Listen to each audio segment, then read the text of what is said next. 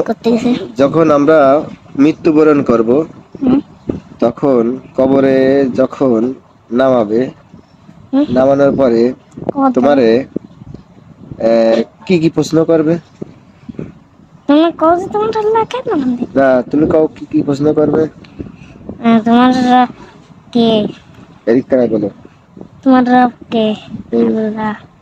দিন কি? ইসলাম। তোমার নবী কে? হযরত মুহাম্মদ সাল্লাল্লাহু আলাইহি ওয়াসাল্লাম। তিনটে প্রশ্ন করবে। হুম, করার পরে কি তিনটা হবে? পারলি জাহান্নামে দেবে না, জান্নাতে দেবে। আর যে ঠিক পারবে না তাকে জাহান্নামে দেবে। আহ, তাহলে এই ভয় তোমার মনের ভিতরে আছে?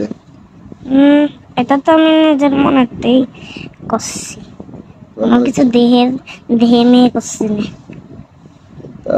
আসলে তো এই যে এই ভয়টা যদি পাচ্ছাও, হুম, তাহলে এই ভয়ের পাওয়ার কারণে তোমার নামাজ পড়তে হবে না?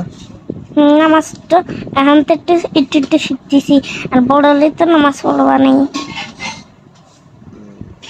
তাহলে মরার ভয় তোমার আছে? হুম, হুম। হুম, তুমি মরলি এই কথা কপা করে তাহলে তো বলে জাহান্নামে দেবেন না, জান্নাতে দেবেন না। সবারই একদিন মরতে হবে, তাই না আব্বা? হুম,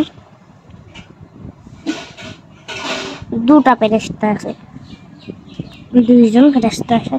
দুজন কখন আসবে? যে মরার পরে কবর দেবে, বাট হ্যাঁ, মোবাইল দেখেছি কি মরার পরে কবর দিলি এটা তুতা আসে, তুতা বড় হলো ওর পাকা থলে ছেড়ে দেয়। দেখি কোনো। তারপরে দুইজন ফেরেশতা আছে, সে এই কথাটা কয় যে একে বের করে ওকে তিনটা প্রশ্ন করবো। আহ, আহ, ওই তোতা কইছে কি যে এ দুনিয়ায় ভালো কাজ করেছে, একে ছেড়ে দাও। আর আল্লাহ কইছে কি যে তোমরা চলে আসো, ফেরেশতাদের কইছে। আর কি? তারপর শেষ। তাহলে তুমি নামাজ পড়বা? পড়ি তো আমি। সন্ধ্যার দিকে পড়ি, তাহলে অন্য বাচ্চা কাচ্চাকে তালিম দিতে হবে না? নামাজ পড়তে ইয়ে করতে হবে না? দাওয়াত দিতে হবে না?